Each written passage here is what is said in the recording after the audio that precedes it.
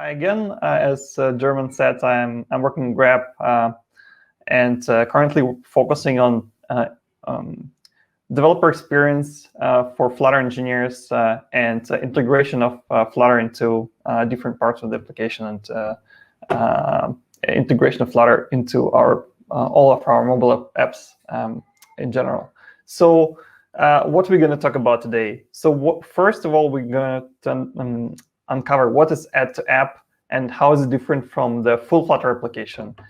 Second is we're going to talk about how Flutter adoption by Grab mobile applications and what do we actually mean when we say scale. So third, we're going to talk about Addtoapp challenges and solutions that we have faced and what we have discovered, like how we can solve them. And the last but not least, we're going to talk about the future improvements that we haven't done yet, but we see these challenges and we want to work on them in the future. So first of all, what is Addtoapp versus full Flutter application?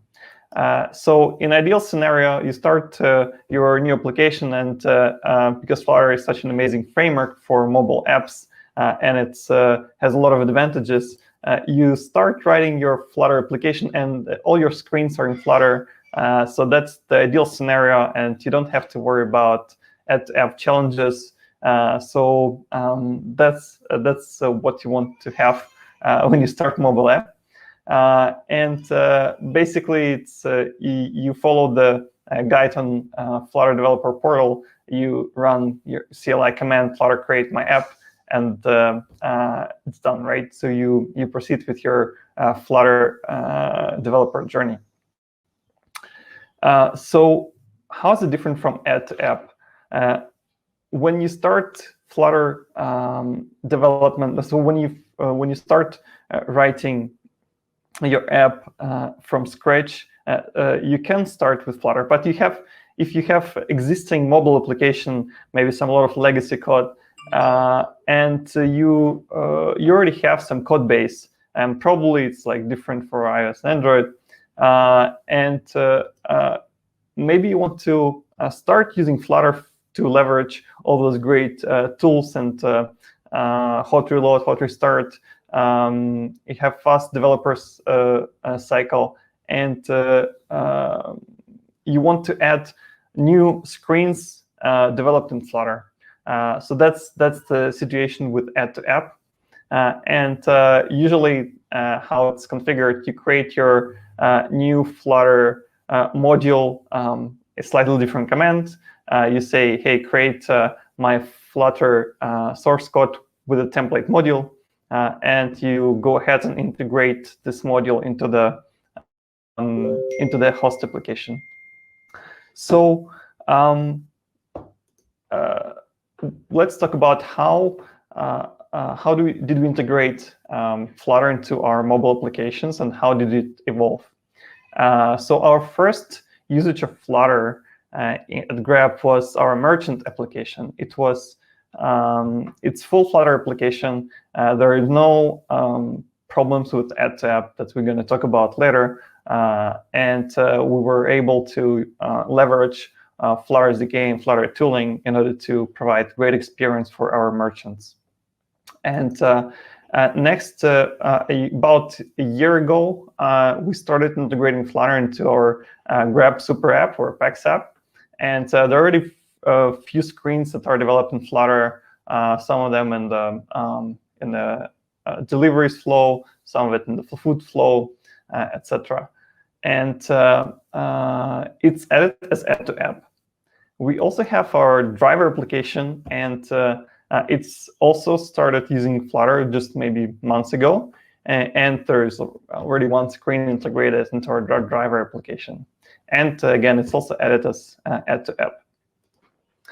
And talking about scale, like we have hundreds of engineers working on, like, let's say just the super app, and we have engineers working on the driver application. So we have large developer community, and we have a huge existing code base. If we talk about the native part, right? Our native application for both iOS and Android It has more than 2 million lines of code. I think much more than that. Don't know exact number as of today. Yeah, it creates like a lot of challenges. And it was actually one of the reasons we started using Flutter, because building such a huge code base without any optimizations actually is quite challenging and time-consuming, especially on your local machine. With this context, let's talk about the Addtoapp challenges and solutions that we have faced and that we have found. As I've said, we have hundreds of mobile engineers, and when you integrate Flutter to your app, then it means that all engineers actually have to install the Flutter SDK on their local machines, and it might be very disruptive for engineers, and it's not the experience that we wanted to have. And especially like if you have hundreds of engineers working on a native application, and maybe like 10 of them needs to work with Flutter source code, doesn't make sense for all of them to install Flutter SDK. So we found some solutions for that. So solution is pre-built binaries. So what do I mean by that? When you build your Flutter application, it produces modules that you need to integrate into the host application. And it's true for both Addtoapp and for full Flutter app as well. So the output is like frameworks for or modules for iOS and Android. And so what we do for our mobile engineers that don't work with Flutter, we take these binaries and we upload them to the binary storage. And for each of the builds, we assign the build number, in this case, like 1, 2, 3, 4, 5. And when engineer who doesn't have Flutter SDK on their local, they just pull these binaries from the cloud storage or from the binary storage. And for them, it's transparent. They don't even know that, OK, there's this part of code was written in Flutter, or this framework was written in Flutter. For them, it's just another binary framework that is added as dependency for my native application. So what are these binaries? Basically, they're two pieces, right? One is the Flutter Engine, which contains the Flutter VM and Dart VM and some other tools that are needed for the runtime. And the other part is your source code. Basically, your application that you've written, and it's precompiled and also added as a second module to your native application. And again, this is true for both Addtoapp and full Flutter app. But for native engineers, we do this optimization, so they just download it as precompiled binaries. So now our native engineers are happy, and they didn't have any disruptions. So what about our Flutter engineers? So now we say, OK, we pre-built binaries, we upload them, and for native app, we download them from the binary storage. Flutter engineers, they actually want to work with the source code, and they want to be able to build the host app with the Flutter source code. So how do we do that? Basically, let's talk about the structure of our repository and the structure of the application. So you have your Flutter source code, which is located in some folder. Along with the Flutter source code, you have folders for iOS and Android. And in our case, we are adding them as submodules. So these are existing mobile applications that we have, let's say our Grab Pack Super app. And they're added as submodules on the same level with the Flutter source code. And Flutter source code lives in a separate repository. So basically, when we built our Android or iOS app, we can detect, oh, there is an existing folder in the same level with my Flutter source code. So I'm going to, instead of taking binaries, I will actually go ahead and use the local source code of Flutter and build my Flutter module with Flutter SDK. yeah, so this is basically what's happening. We for Android we're using Gradle to take the dependencies, and for iOS we're using pod file. So in the pod file we have the logic to check for that there is this folder, and we'll take Flutter source code from there and build the Flutter app from the source code. Same for Android.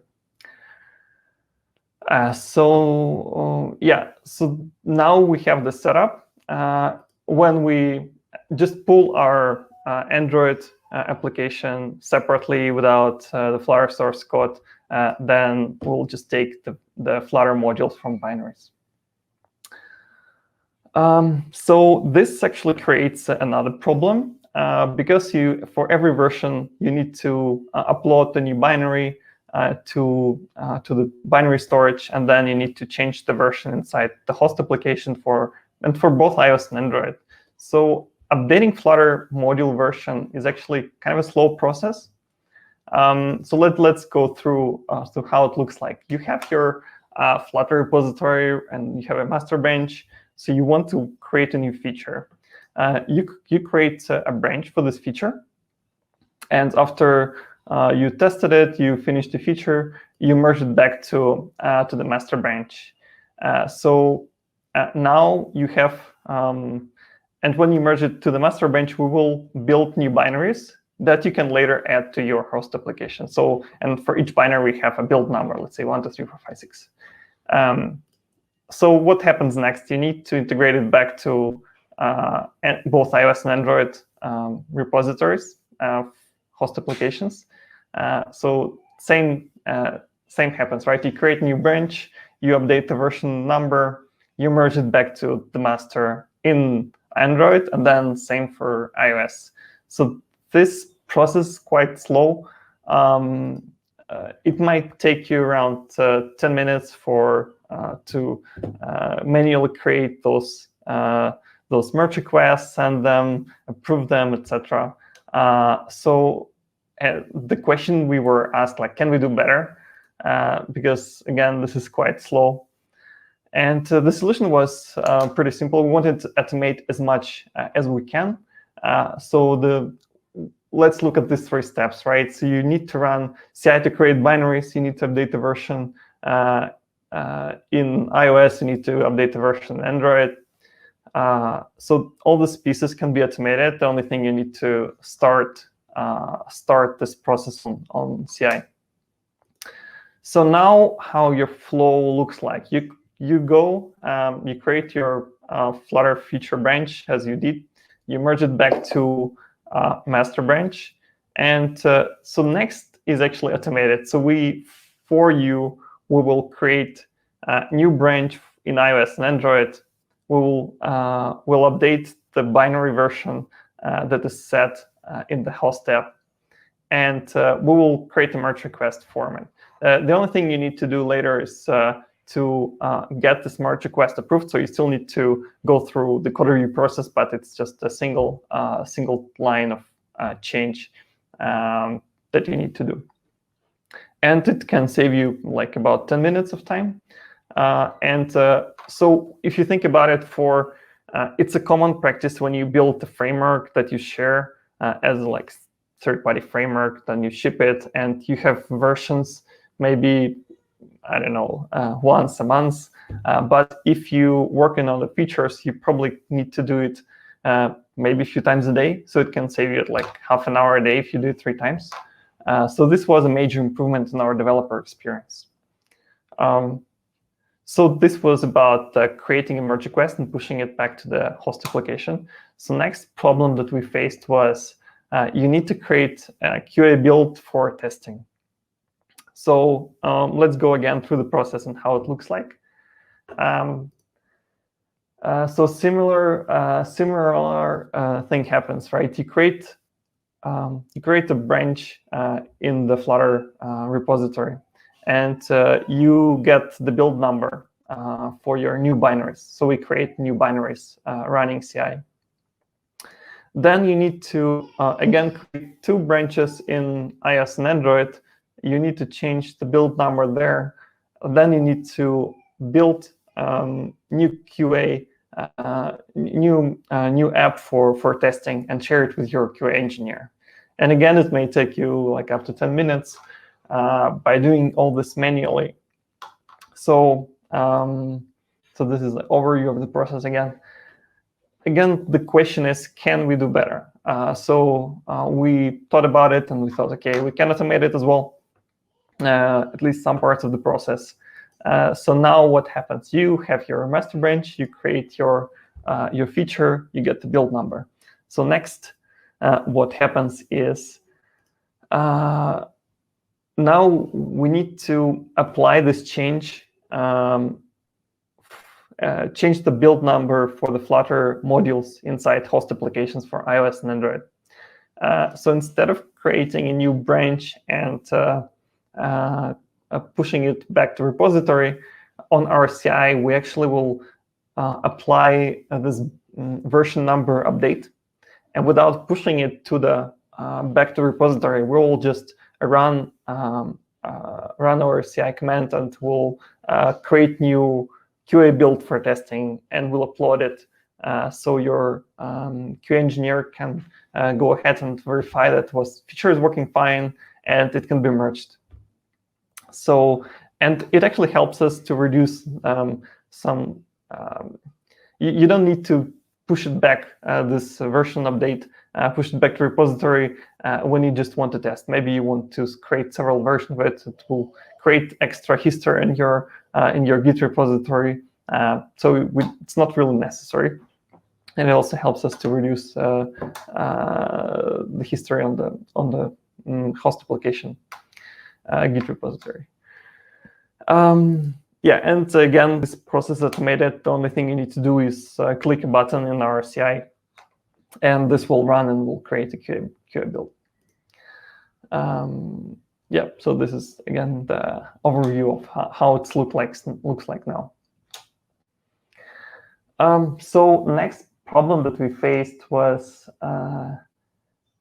because given that our especially the Grab Super app has a large legacy code of like more than 2 million lines of code, and adding new features is going increasingly constantly, and we have to build the application from source code from scratch. You need at least, depending on your machine, it can take you like 20 minutes, maybe more. Yeah, so this is one of the common problems that you have, right? So you have a large application, you need to build it, so then you can embed your Flutter screens into it. And again, depending on your machine, it might take like a really long time. So the question is, again, can we do better? What we can do in order to improve developer experience? So I don't need to build entire host application just to write my Flutter, run my Flutter code. And the solution is actually pretty simple. You don't need to build entire host application from scratch. You can download it from CI. So in our CI, we have a history for each commit and master. We generate the build to verify that you can actually build the source code. Everything is fine. We also run tests, etc. But one of the artifacts of running our tests and builds is that we can take the build generated by this existing automation, download it in our local, and install it on our device. So you can install it on your iOS simulator or iOS device, or you can install it on your Android device, and then you can run this application with the existing. Some of the binaries will be embedded into it, the only thing you need to be aware about that when you create local changes in your Flutter source code, when you attach debugger and run the host application, you need to do the hot restart in order to make sure that you have all your recent changes in the Flutter source code already there in the runtime. And so that's first approach of how to solve the problem of when I don't want to build entire host application. So second approach, you don't run the host. So this is what happens, right? You run your host application, and you start the Flutter Flutter app. And your host application provides some dependencies to your Flutter application. So maybe you added some plugins with the native integrations. Maybe you provided something else. Maybe you provided some launching options for your Flutter counterpart. So in this situation, you just run the host app, start a screen that contains Flutter source code, and you can actually attach your debugger to the existing running application. So second approach is we forget about the host application whatsoever, and we just run our Flutter source code without the existing native app. In this case, you want to provide some of the dependencies that host application gives to you, like maybe some native integrations, but you need to mock them, right? So you run your app and you create a separate entry point. So you create a separate main file that you will run, and inside that alternative entry point, you provide some maybe fake dependencies, maybe you provide some predefined results for the APIs that you expect to be in the runtime from the host app.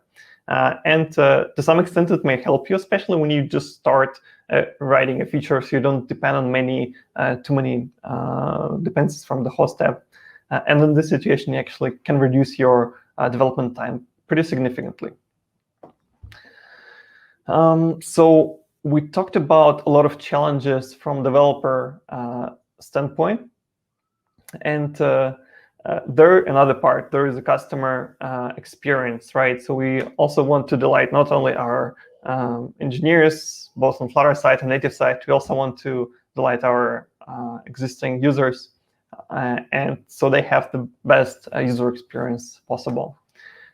So when you launch Flutter screen, it may have a visible delay. So why is it happening? So when you start Flutter app, it starts the Flutter Engine, and Flutter Engine actually provides some functionality that is needed to run the Flutter source code. It starts Dart VM. It loads some Flutter shared libraries. It loads fonts. It loads your images and runs the Dart isolate. And this actually can take maybe around 300 milliseconds, depending on the device. So it may vary. But and in this situation, your user might see some blank screen or white screen, depending on your setup. And it might be really visible, so it's not the best user experience that you might have. So here, the solution is you want to reuse the engine between Flutter screens. And this is actually, if you start Flutter screen and then you go back to native, then you start another Flutter screen, then you go back to native. So every time you need to start engine, you will have this problem. So, and it might not be really an issue for for full Flutter application, because you will start your Flutter engine during the app launch, and for the user, it's just a part of the app start process, which is a pretty common thing, right? It's not so big problem when you have just a full Flutter app. So the solution is you need to reuse engine between launches. So when you can start engine at the point before you even start the Flutter screen. So maybe you go through your app launch process, and then at the point when you have time when user is not doing anything or just landed on the initial page, you might have some time to now start Flutter Engine. Alternatively, you can start Flutter Engine lazily when you're just starting the first Flutter screen, and then for all subsequent launches of Flutter screens, you can reuse the same engine. So now, instead of having like 300 milliseconds delay when you start Flutter screen. It will be just I don't know, 10 milliseconds just to start the next screen before the first frame is rendered. Last but not the least, the our since we have a lot of different customizations to the Flutter development process, we also want to let our engineers know about them so they are not caught by surprise. So we have existing set of documentation that will walk you through this process, and maybe something that you need to know about, and some improvements that you can use in order to make your process of creating the Flutter app much better and much more pleasant. So that's what about our existing solution, like problems and solutions that we had. Next thing, we still haven't solved some of the other issues that we face. So, for example, having multiple Flutter screens at the same time. So you might have this complex scenario when you have a native screen, then you launch Flutter screen, then you go again to native, then you want to open another Flutter screen. And to do that, you need to create multiple Flutter engines. And this might be really heavy on your device, especially for some old devices, low-end devices. The experience for user might not be it might not be great. It might take just too much resources if you run multiple Flutter engines. So what you want to do is you want to reuse the same engine inside multiple Flutter screens, but it's not really supported. So we need to have a solution to solve that. There are existing frameworks that allow reusing the same engine and run multiple screens at the same time. For example, Flutter Boost by Alibaba. So we're looking into how we can solve that problem in our Grab applications. Another problem that we have is like not a huge problem, but we have existing guidelines how should you write code, how you should integrate new screens into existing applications, and this might be it might involve like writing some boilerplate code, and for that we want to create like a set of templates so you can just generate the structure for your new screens, for your new feature, and create new experiences much faster. And another part is end-to-end testing. So you can have component testing in Flutter without the host application, but if you want to go to run UI test that starts the native part, go through a few screens, open the Flutter part, we haven't solved this problem yet. There is no existing like straightforward solution for that. So we're also looking into how to solve end testing problem for us. So that's it from me. There was a lot of content, guys, I know. But if you have any questions, please share. Yeah, thanks, Alex. I would be voice of these questions. We have quite a few. So the first one from George. What challenges your team faced when trying to communicate between native parts and Flutter parts? So basically bridges. Right. So this is like a good question. We have a large set of existing tools and frameworks for engineers to use, let's say, and so we have multiple mobile teams, and these teams can share functionality. Let's say you're in transport and you want to pick up the POI, right? And so picking up POI is reused by multiple features like inside Grab Express or inside transport, inside food. This is a pretty common functionality. So it's shared across, and same with payments, same with what else? Like there are some tools that doesn't have UI, right? Like analytics or logging, etc. And you need to expose these functionalities, existing functionalities, to the Flutter part. So we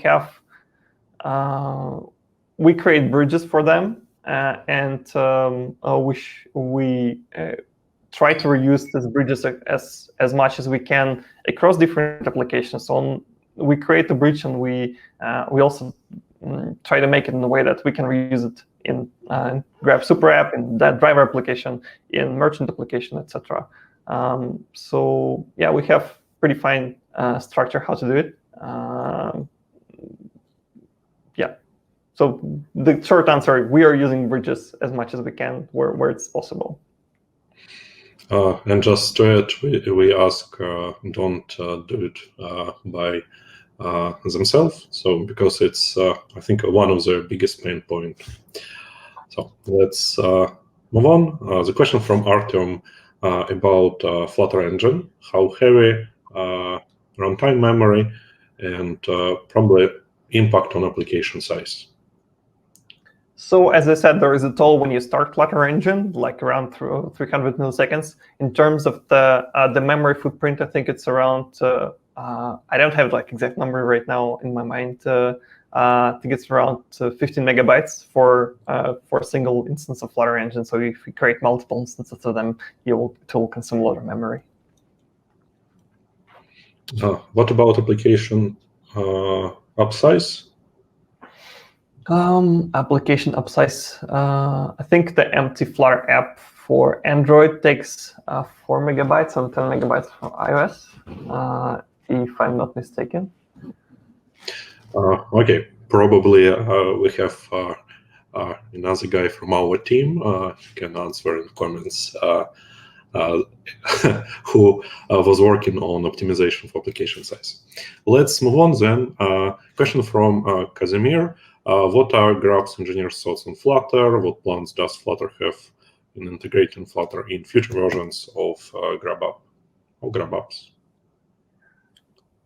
So we collect the developer happiness as NPS regularly. So we are looking into how engineers perceive the Flutter development flow, and so it depends on the time when you launch the investigation. But so the traction of integrating Flutter into the GrabApp was pretty well accepted. So there are a lot of requests from multiple teams that, hey guys, we want to use Flutter. Like, can we use it for our use case?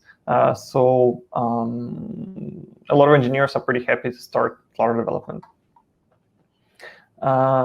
Integrating Flutter into future versions of GrabApp. So again, it's already integrated. We gradually add new features. Some more and more teams start running new screens in Flutter. Mm-hmm. And just to add a little bit, to connect with previous question, I think one of their biggest problem or negative feedback, it's whenever developers try to work with native. So with these bridges, otherwise feedback is positive. And from Blumar's question, did you encounter any performance issues after adopting Flutter in some screens, and how was it resolved? So I guess this, my slide about how to improve the launch of the Flutter screen, reusing engine actually solves most of the performance problems that you might have, and limiting the amount of Flutter engines you have at the time. So we just have one, so we haven't encountered any performance issues. Thank you. And one more question. Do you think that Flutter will be keen in mobile development? Well, this is a really, really broad question. I think it's you can look at the trends and how Flutter was adopted by the community. I think in the last few years, it's the fastest growing framework for mobile development, and more and more applications are created with Flutter. So definitely there is a bright future ahead of us. In terms of the king of mobile development, again, this is arguable, and different people can have different opinions. I think Flutter has a really interesting tools that developers can use, and it improves developer productivity quite significantly. So the future for Flutter is bright. In terms of the king, we'll see. How often platform or screen-specific hacks are required? So we had an issue with had some issues with Android when you launch Flutter activity, then you go to some another activity, then you go back. So there was an issue when you go back, you have a blank screen, and this problem we actually communicated with Google engineers in the GitHub, and they were able to respond pretty fast, and we found a solution for that. It's not happening often. I wouldn't say that it was a major problem for us. So maybe like a few times we had some specific problem related to the OS that app is running on, but it wasn't blocker for any of our features.